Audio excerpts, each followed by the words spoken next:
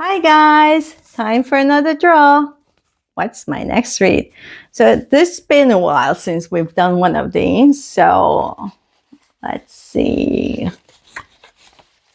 What is it? What is it? Oh, a bunch are stuck together in there. Okay, let's see. So, this is for prompt number 23, which was an interesting prompt because it said a book you were hoping would fit into a prompt but doesn't. I've seen people use this book for some prompts on the forums, but I don't remember which one. But what I picked is actually that I've been kind of excited to read, hopefully. The Everlasting by Alix E. Harrow. Hopefully you can see that well. So what is this book about? Let's see. So this big book is about Sir Una Everlasting, who is like this big hero in history. She died for queen and country, and she's very revered in the present. And there's this guy, Owen Mallory, who is a failed soldier and a struggling scholar, and he falls in love with her story. And somehow, I don't know how, but he makes it into the past. And from what I heard, they kind of have this love story, and they try to change the past, essentially. And also I heard that this is partly about propaganda, so maybe her story wasn't what he knows, I'm assuming. So yeah, I'm interested to find out more, and I've heard some great reviews of this book, so yay! Let's see how I like it. Thanks for watching, and stay tuned for the review. Bye!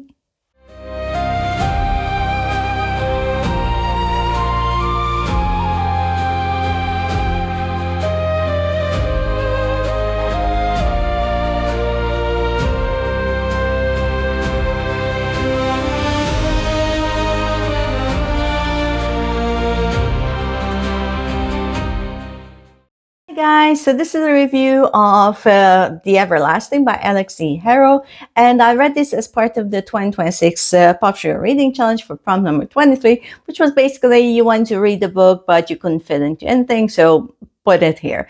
And maybe I could have fit it to some prompt, but I wasn't aware, so this is where I read it. I've been wanting to read this book for some time because I had heard some really great things about it, that it was a brilliant book, and it didn't disappoint. I gave it 5 stars.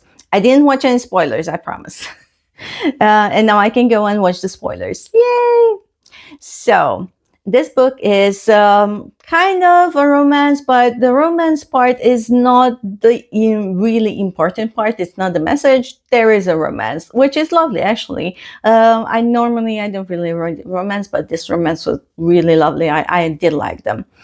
So this book is about Owen Mallory, who is a historian, an ex-soldier, and he's really been obsessed all his life by the myth of Una Everlasting. And this myth actually turns out to be part of his life.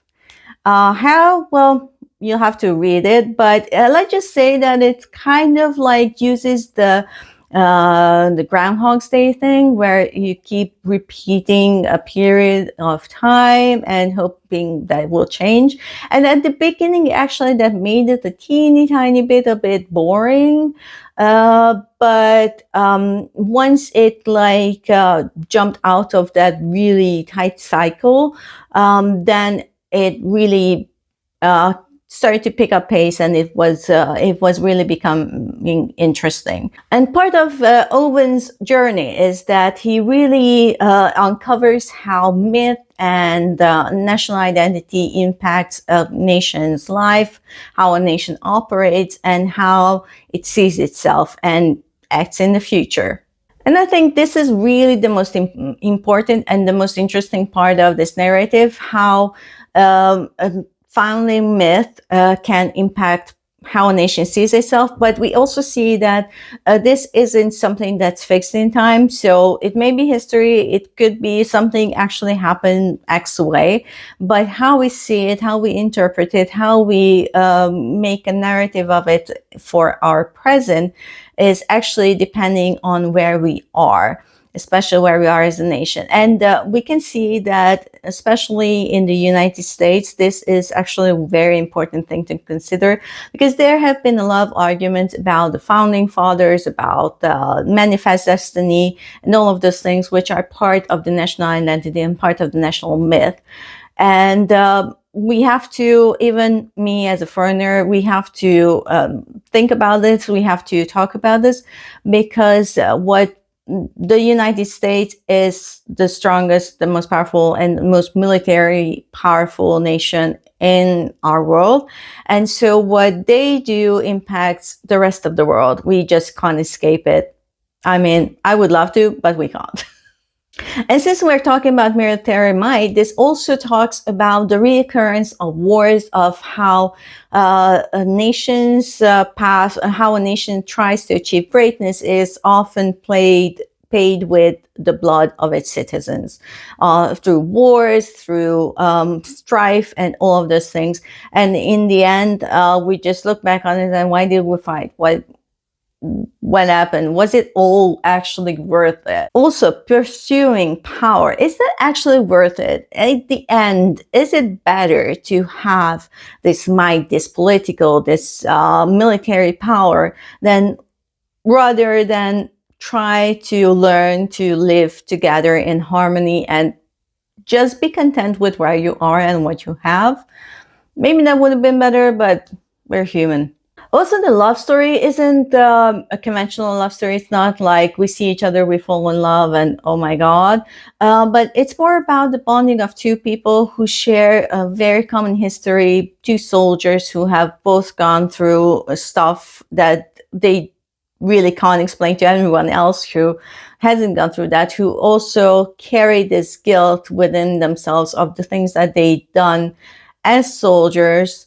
And whether that was actually right in the end or not, but that's what happened, and you can't do anything about it now. So to further carry this on without going into major spoilers is really hard, because this story is a very complex story. But let's just say that no matter what you did in the past, no matter how you tried to change the past to change the future, in the end, wars and strife and all of that just kept reoccurring, because, well, we're human. Yeah, 5 stars. You have to read this. Yeah, this beginning can be a bit slow, but you get there. Hi guys, so I've just reviewed The Everlasting by Alix E. Harrow, and there are two quotes that I really want to highlight from the book that I thought were very important things to consider and maybe to talk about. So one is, it is not a lesson until we learn it. It is not a story until we tell it. And every story serves someone. So yeah, it does. But here's the real, this one is the kicker. That's not history. That's a story designed to teach us who to hate and who to obey, what God to worship, and what flag to fight for, and what color eyes are the most beautiful. It's a story that made a continent into a kingdom, into an empire. So yeah, let's just consider that. What God we worship. Your nation, if you're American, and mine, we both have this thing that we are a Christian nation. You're not, I'm not. We were shamanistic until Christianity was forced on us 1,000 years ago. And the purpose of that was to blend in with the nations surrounding us. So and you have it in your documents that you weren't founded as a Christian nation, but that is the rhetoric that they're trying to push. Because story serves someone. So yeah, those are very important quotes to consider and to think about. I really love those. So thanks for watching, and let's discuss in the comments. Bye. Okay, so this is going to be a bit longer video because this is the spoiler section for the Alix E. Harrow book, The Everlasting. And so yeah, spoilers, spoilers, spoilers. So if you don't want to be spoiled, if you don't want to know what's going on, then go read it, and I'll see you when you get back. So I think the one that fascinated me the most in the story wasn't Owen or Una.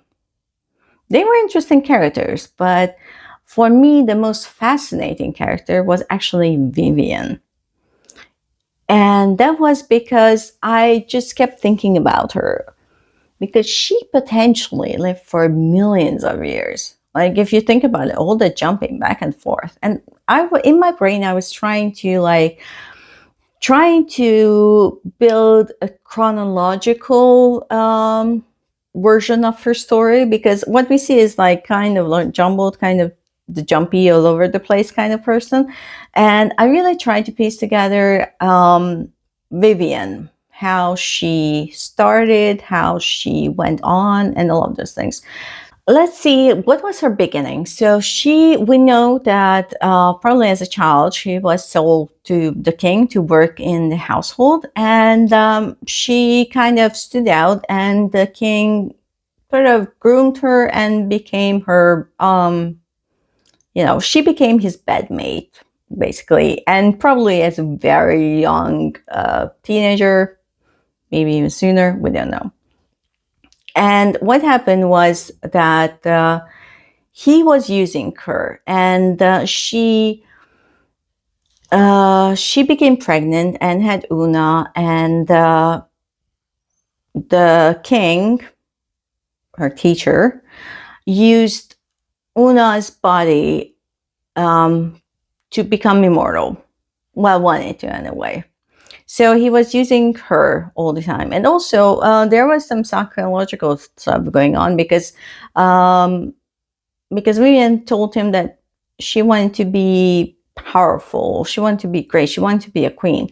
But the king said, nah, there haven't been any queens. Like, what makes you think that you can be a queen? And because she comes from a time when women had very little power, agency, anything over, like, yeah, it was a very hard time.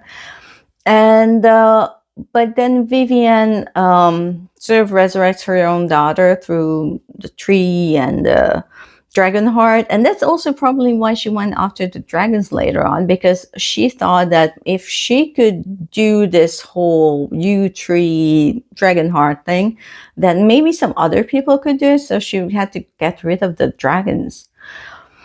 And this is where it becomes murky as to where she went first, what happened first. My theory is that she had Una's fathers killed to propel Una to become her champion. Maybe even the whole kidnapping thing was orchestrated, and it's not really clear why she did all that. She probably had a bit of back and forth timeline jumping to start with, to check things out, what was going on in the future. And then she started to build things up with Una, but then that wasn't working. So she must have done a lot of jumping back and forth. And because we also see that she manipulates Owen's timeline, but before Owen, she had another historian whose timeline she manipulated. So it's really, I can imagine that she was jumping back and forth for millennia. So that was, I quite early on figured out that the way to, like, stop the whole thing, erase the whole thing, was to find Vivian somewhere very early on in her timeline to erase her, to like kill her there and erase everything that happened afterwards. And that is actually what ends up happening. Of course, it was complicated once we figured out that Una was her actual biological child, because it had to be somewhere after Una was born.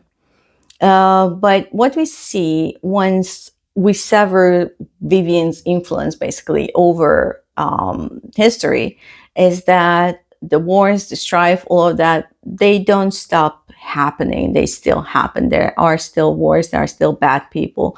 And this also is kind of like the frugality of it, because no matter what, there was still all of this going on.